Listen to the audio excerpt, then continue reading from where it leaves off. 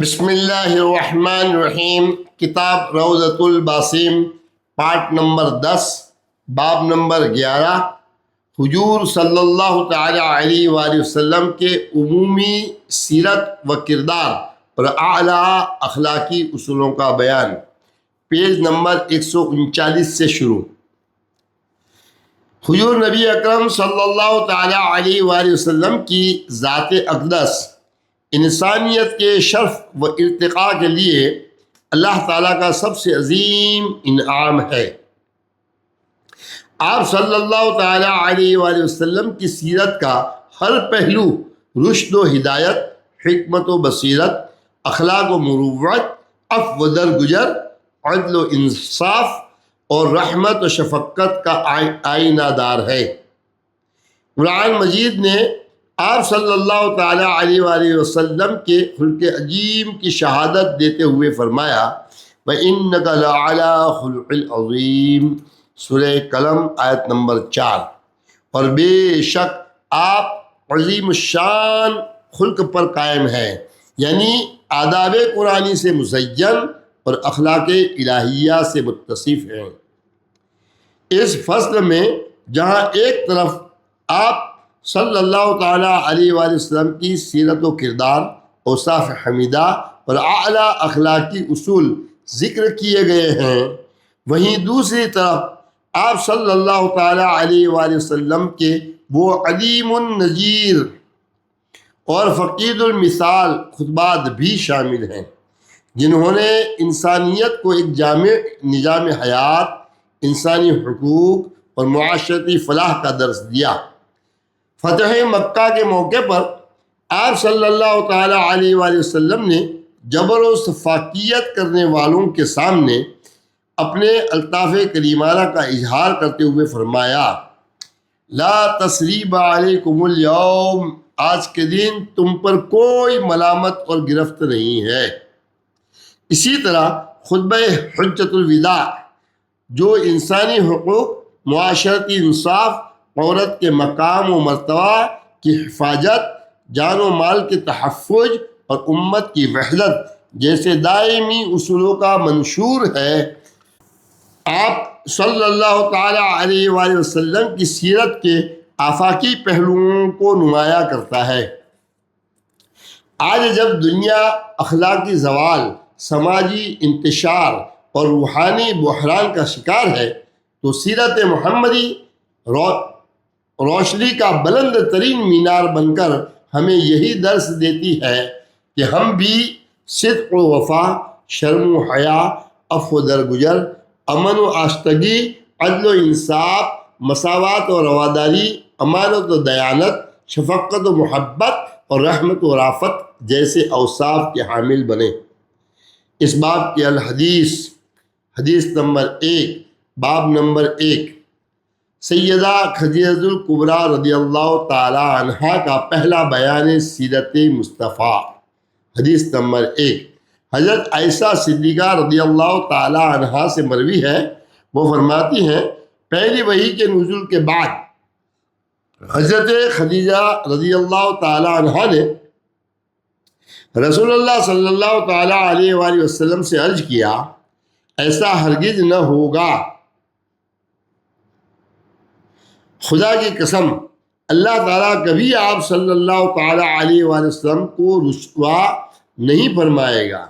آپ تو اخلاق فاضلہ کے مالک ہیں، کیونکہ آپ صلہ رحمی فرماتے ہیں، ہمیشہ سچی بات فرماتے ہیں، لوگوں، کمزوروں اور یتیموں، غریبوں اور ناداروں کا بوجھ اٹھاتے ہیں اور ان کی مدد فرماتے ہیں، غریبوں اور فقیروں کے ساتھ نیک سلوک کرتے ہیں اور ان کی مدد فرماتے ہیں، مہمان نوازی کرتے ہیں اور حق کی راہ میں مشکلات پر لوگوں کی اعانت فرماتے ہیں، جائز ضرورتوں یا کسی اچھے کام کی وجہ سے انسان مصیبت میں پڑ جائے تو اس کی مدد کرتے ہیں۔ یہ حدیث متفق علیہ ہے۔ حدیث نمبر 2، محمدی کردار کے 14 اصول۔ شاہ حفصہ نجاشی کے دربار میں سیرت محمدی صلی اللہ تعالی علیہ وآلہ وسلم پر حضرت جعفر بن ابی طالب رضی اللہ تعالیٰ عنہ کا تاریخی خطاب۔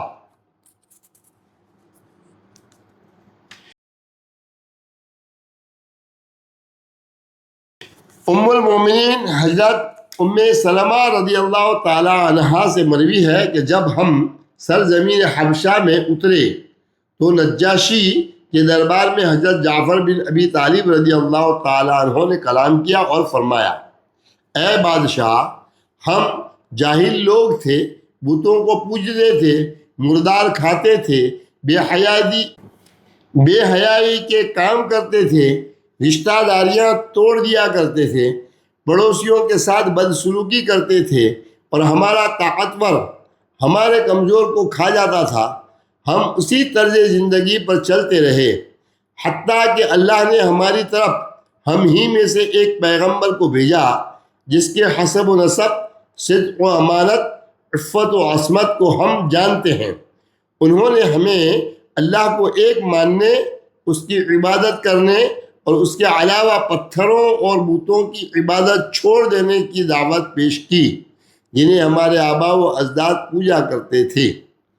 آپ صلی اللہ تعالیٰ علیہ وآلہ وسلم نے مزید ہمیں یہ احکامات دیے: 1 بات میں سچائی کا، 2 امانت کی ادائیگی کا، 3 صلہ رحمی کا، 4 پڑوسیوں کے ساتھ حسن سلوک کرنے کا، 5 حرام کاموں سے دور رہنے کا، 6 قتل و غارت گری سے بچنے کا، 7 اور آپ صلی اللہ تعالیٰ علیہ وآلہ وسلم نے ہمیں روکا بے حیائی کے کاموں سے، 8 جھوٹ بولنے سے، 9 یتیموں کا مال لاحق کھانے سے، 10 اور پاک دامن عورت پر بدکاری کی تہمت لگانے سے، 11 آپ صلی اللہ تعالیٰ علیہ وآلہ وسلم نے ہمیں یہ بھی احکامات دیے: صرف ایک اللہ کی عبادت کرنے اور اس کے ساتھ کسی کو شریک نہ ٹھہرانے کا، 12 نماز ادا کرنے کا، 13 زکوٰۃ ادا کرنے کا، اور 14 روزہ رکھنے کا۔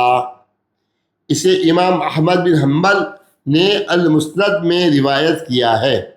حدیث نمبر 3، بیعت عقبہ اولی میں بیان کردہ اخلاق عالیہ۔ حدیث نمبر 3، حضرت عبادہ بن صامت رضی اللہ تعالیٰ عنہ سے مروی ہے، انہوں نے کہا، میں ان لوگوں میں شامل تھا جو بیعت عقبہ اولی میں شریک ہوئے تھے، اور ہم کل 12 لوگ تھے۔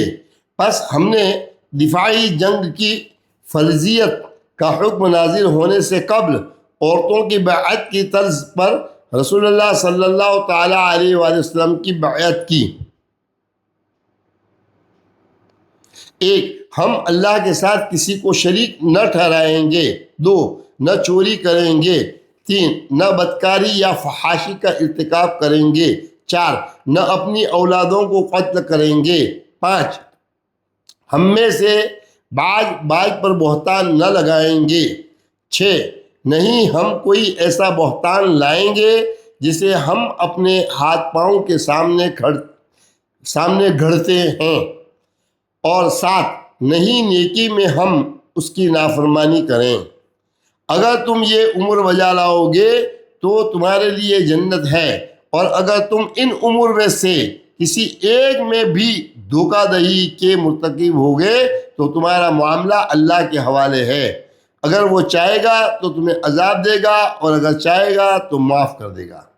اسے امام مسلم نے اور احمد بن حنبل نے ان الفاظ کے ساتھ روایت کیا ہے۔ اس باب کا موضوع نمبر 4، ہجرت مدینہ کے بعد پہلے خطبے میں بیان کردہ اخلاق عالیہ۔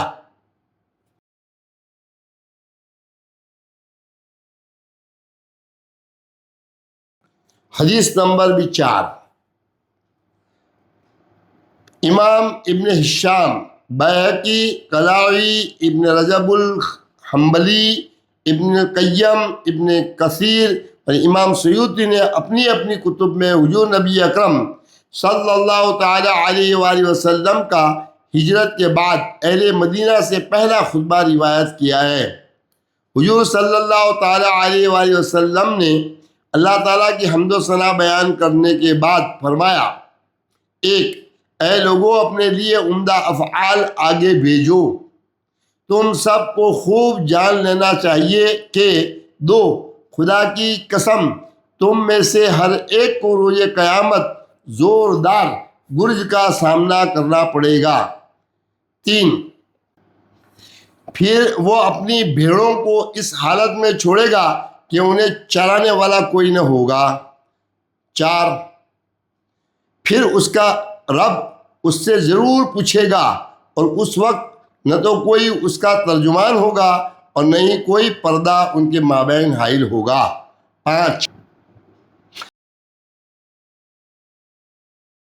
اللہ تعالیٰ پوچھے گا اے بندے کیا تیرے پاس میرے رسول مکرم صلی اللہ تعالیٰ علیہ وآلہ وسلم تشریف نہیں لائے اور کیا انہوں نے تجھے تبلیغ نہیں کی تھی؟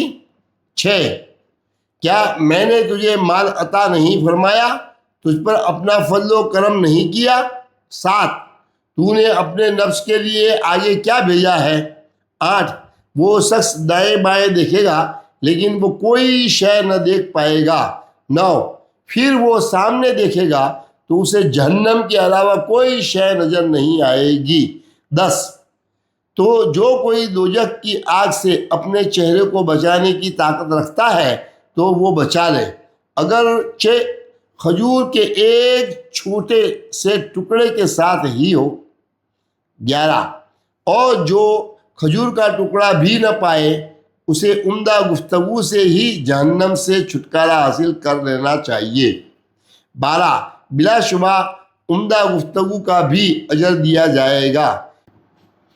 نیکی کا اجر 10 گنا سے لے کر 700 گنا تک ہے۔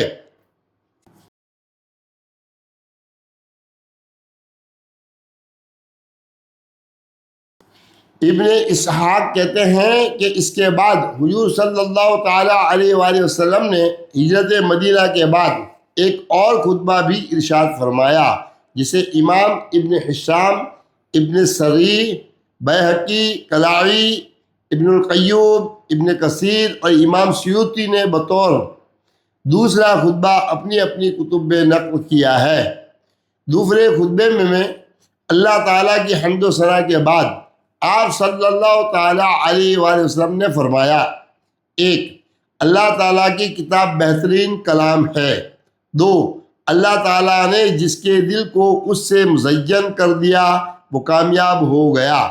3 جسے کفر کے بعد اسلام میں داخل کر دیا وہ کامیاب ہو گیا۔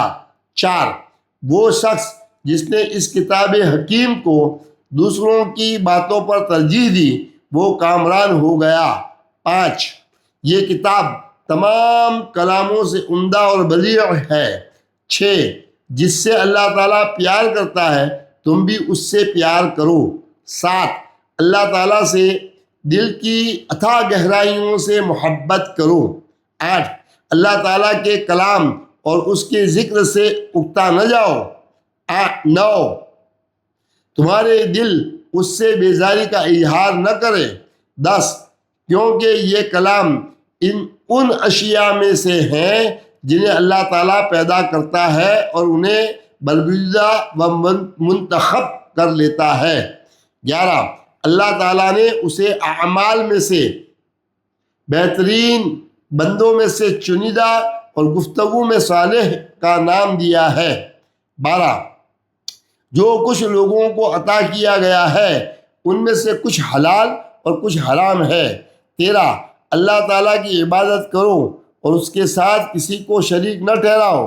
14 اللہ تعالیٰ کا تقوی اس طرح اختیار کرو جس طرح اس کا تقوی اختیار کرنے کا حق ہے۔ 15 اپنے منہوں سے جو بھی باتیں تم کرتے ہو اس سے اللہ تعالیٰ کے بارے میں سچ کہو، یہ بہترین بات ہوگی جو تم کہتے ہو۔ 16 اللہ تعالیٰ کی رحمت کی وجہ سے باہم ایک دوسرے سے محبت کرو۔ 17 اللہ تعالیٰ اس سے ناراض ہوتا ہے کہ اس سے کیا ہوا وعدہ توڑا جائے، تم پر سلامتی ہو۔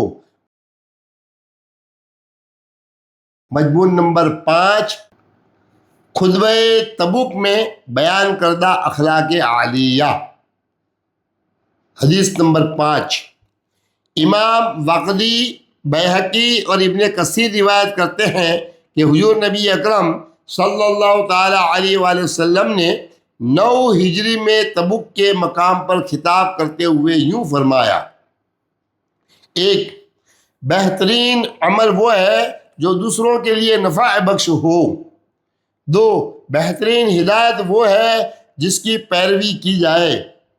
3، بدترین نابینا پن دل کا اندھا ہونا ہے۔ 4، اوپر والا ہاتھ یعنی دینے والا نیچے والے ہاتھ یعنی لینے والے سے بہتر ہے۔ 5، تھوڑا اور با کفایت مال کثیر اور غافل کرنے والے مال سے بہتر ہے۔ 6،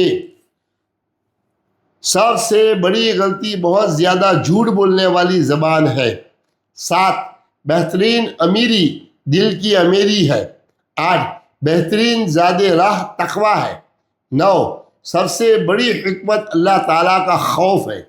10، بہترین شے جو دلوں میں جا گزین ہو وہ یقین ہے۔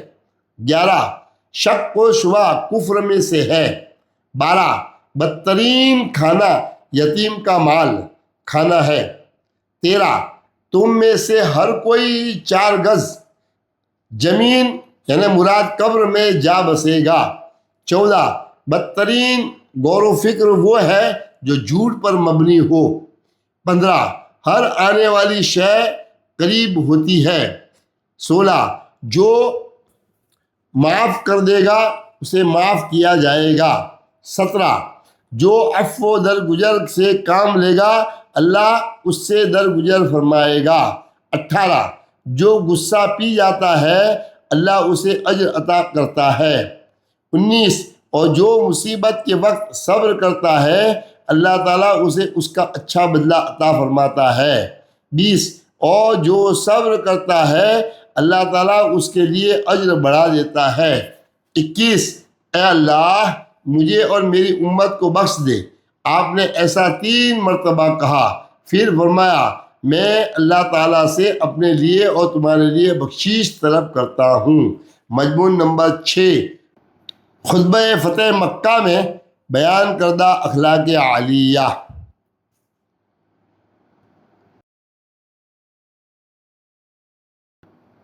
تمام تعریفیں اللہ کے لیے ہیں جس نے اپنا وعدہ سچا کر دیا اور اپنے بندے کی مدد کی، اور اس ایک نے تمام گروہوں کو شکست دی۔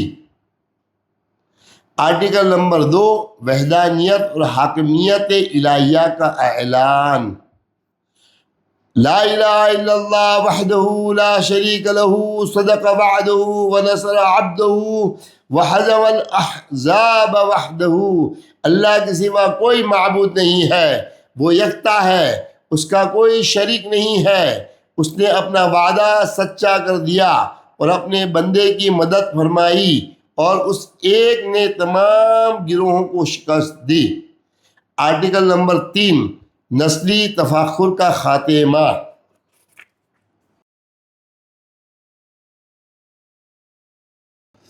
خبردار، جاہلیت میں بڑائی کے تمام دعوے اور خون یا مال کے سارے مطالبے میرے قدموں کے نیچے ہیں۔ ایک روایت کے الفاظ ہے، خبردار، بڑائی کے تمام دعوے یا خون یا مال کے سارے مطالبے میرے ان قدموں کے نیچے ہیں۔ ایک اور روایت کے الفاظ ہے، خبردار، بے شک جاہلیت کا تمام سود اور خون، مال اور بڑائی کے سارے مطالبے میرے ان قدموں کے نیچے ہیں۔ آرٹیکل نمبر 4، مناسب دینی کی حفاظت و تکریم۔ ما سوا بیت اللہ کے خدمت کے اور حاجیوں کو پانی پلانے کے، یعنی یہ خدمات حسب سابق جاری رہیں گی۔ ایک روایت کے الفاظ ہے، ما سوائے بیت اللہ کے خدمت کے اور حاجیوں کو پانی پلانے کے۔ ایک اور روایت کے الفاظ ہے، ما سوائے بیت اللہ کی خدمت کے اور حاجیوں کو پانی پلانے کے۔ آرٹیکل نمبر 5، خدمت حرمین کا تسلسل، آگاہ ہو جاؤ میں نے ان دونوں خدمات سدانہ و سقایا کو ان کے حقداروں کے لیے حسب سابق جاری رکھا ہے۔ آرٹیکل نمبر 6، قصاص اور دیت کی روایتی قوانین کا نفاذ۔ خبردار، قتل خطا کی دیت کوڑے اور لاٹھی سے کیے جانے والے قتل عمد سے مشابہ ہے، جو کہ 100 اونٹ ہے جن میں سے 40 اونٹنیوں کے پیٹ میں بچے ہوں۔ آرٹیکل نمبر 7، مساوات انسانی کا اعلان۔ اے گروہ قریش، بے شک اللہ تعالیٰ نے تم سے دور جاہلیت کے تکبر اور آباء و اجداد کے بزرگی پر اترانے کو دور کر دیا ہے۔ ایک روایت کے الفاظ ہے، اے لوگو، بے شک اللہ تعالیٰ نے تم سے دور جاہلیت کے تکبر اور آباء و اجداد کی بزرگی پر اترانے کو دور کر دیا ہے۔ آرٹیکل نمبر 8، کردار کو انسانی عزت و شرف کا معیار قرار دینا۔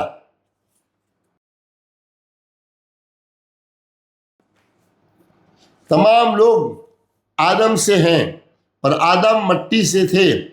پھر آپ صلی اللہ تعالی علیہ وآلہ وسلم نے یہ آیت پڑھی، یا ایھا الناس انا خلقناکم من ذکر وانثی وجعلناکم شعوبا وقبائل لتعارفوا ان اکرمکم عند اللہ اتقاکم۔ اے لوگو، ہم نے تمہیں مرد اور عورت سے پیدا فرمایا اور ہم نے تمہیں بڑی بڑی قوموں اور قبیلوں میں تقسیم کیا تاکہ تم ایک دوسرے کو پہچان سکو۔ بے شک اللہ کے نزدیک تم میں زیادہ باعزت وہ ہے جو تم میں زیادہ پرہیزگار ہو۔ ایک روایت کے الفاظ ہیں، اے لوگو، 2 قسم کے لوگ ہیں، ایک نیک متقی شخص جو اللہ تعالیٰ کے یہاں معزز ہے، اور ایک بدکار و بدبخت جو اللہ تعالیٰ کے یہاں ذلیل و خوار ہے۔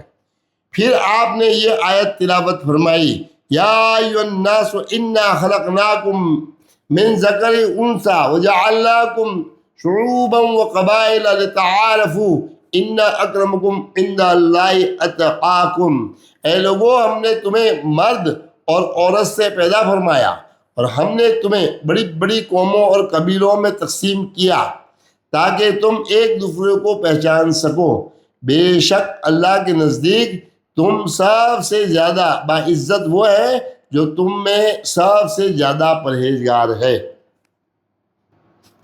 ایک اور روایت کے الفاظ ہیں، وہ لوگ جو اپنے فوت شدہ باپ دادا پر فخر کرتے ہیں انہیں اس بات سے ضرور باز آ جانا چاہیے، وہ دوزخ کا کوئلہ ایندھن ہو چکے ہیں، یا پھر اللہ کے نزدیک گوبر کے اس کیڑے سے بھی زیادہ ذلیل ہوں گے جو اپنی ناک کے ساتھ خشک لد کو لڑکھاتا پھرتا ہے۔